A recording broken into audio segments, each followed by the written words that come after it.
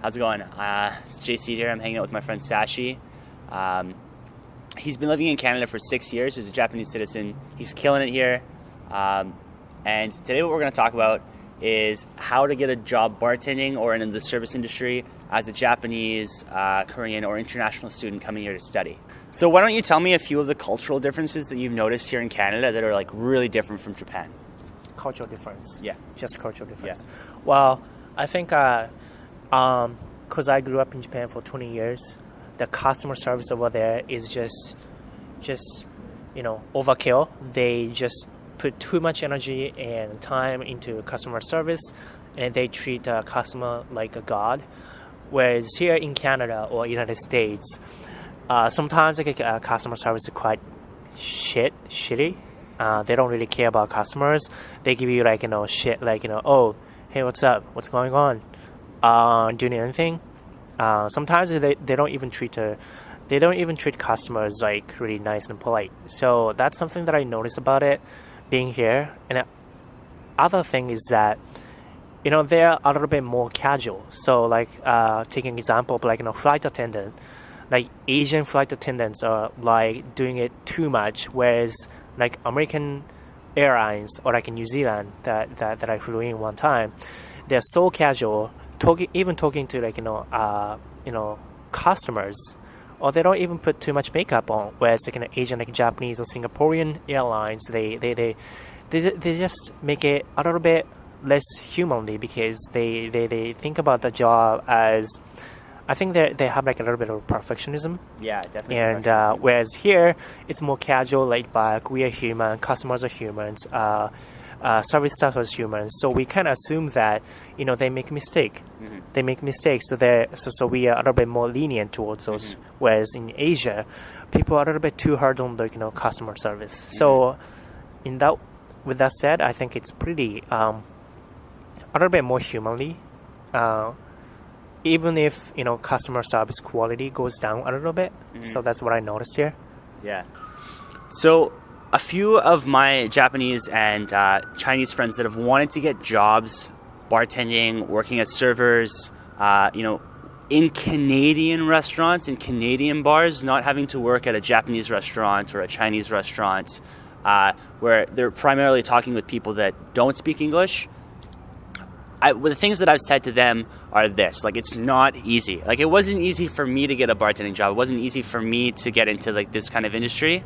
And I speak perfect English and I understand the culture. So for you, what you need to do as someone that is coming over into a new culture and trying to get a job where your full job is to relate and talk with Canadians all day long, you need to improve your English. And your English doesn't even need to be that good, but something that is so important is trying to improve your accent, right? So imagine if I was in Japan, right, and my accent was blatantly North American, right?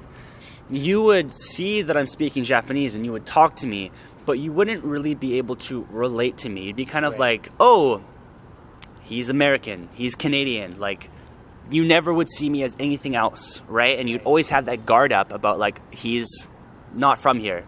But if I had a really strong Japanese accent and if I was staying in Osaka and I spoke perfect Osaka dialect, right, then you'd feel a lot more relaxed around me. You feel more like he is my friend, he is someone that's close to me. Mm-hmm. I can talk with him and relate to him, right? So that's kind of how you have to think here as well. It's the same thing. One thing that I notice about services here is that they do carry a small talk. Yeah, small talk is very important here. Right, because in Japan, carrying starting up a casual conversation, oh, hey, how's it going? Mm. Oh, what is the occasion here tonight? Mm-hmm. It's kind of considered a little bit too casual, mm-hmm. which might be interpreted as a rude customer service. Whereas here, it's really important to be able to carry conversation, mm-hmm. Normal conversation. Yeah. Hey, how's it going? It's here, if you don't have a casual conversation in a restaurant with your clients, then it's almost considered rude. When I was younger, I worked at a place called Gyukaku, which I'm sure everyone in Japan knows.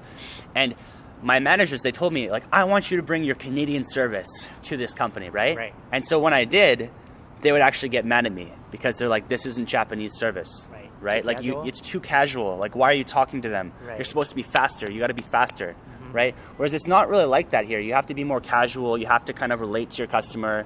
You know, you have to understand like our jokes. You have to be able to joke back with them, things like that. So if you get all those things, you know, handled, then I would say it's actually probably very easy for you to get a job bartending and serving over here, right, at a Canadian restaurant.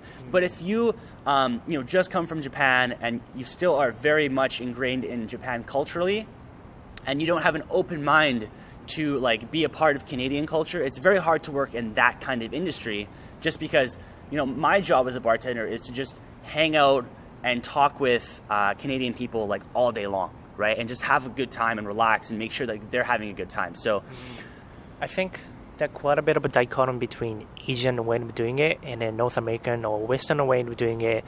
Take an example like, you know, job interview. Yeah. Like it, as far as I know, like Japanese job interview is really like structured, rigid, and I don't feel like I'm talking to a one other human being. It's more like a robotic conversation. Whereas I've taken so many interviews in like American and Canadian companies, they usually start they you know, it's called like, you know, breaking ice. Yeah. So first you need to break ice, and what to make Everyone feel kind of relaxed. right, and then find common grounds so that we can feel more relatable to each other. Same thing in like restaurants, or, you know, because people come to restaurant like nightclub or bars to have a good time, and a good time means like, you know, being able to shut up, you know, without feeling like, oh, I don't feel like without feeling like I don't belong here. Yeah, exactly. Right? You want to feel Exactly. included, and then being able to carry a normal conversation like you would to your friend. It is important to do that to customers. Whereas in Asia, maybe, you know, maybe it is not allowed to have a casual conversation with customers. So that's the difference probably. So overall, like it's not impossible for someone on a working holiday visa that doesn't speak English perfectly and isn't you know, so in tune with our culture to get a job here, bartending or serving. But know that you do have to put in the work to relate to our culture more, understand us, so that we feel more relaxed around you, and we want to open up to you, and we want to have a conversation, and we don't feel like there's that cultural barrier between us. So if you like these videos, share and subscribe, and, you know, just get out there, like just try and experience a new culture, try and like, you know, just hand out resumes to Canadian restaurants. The worst that's going to happen is they don't call you back, right? But then at least you know.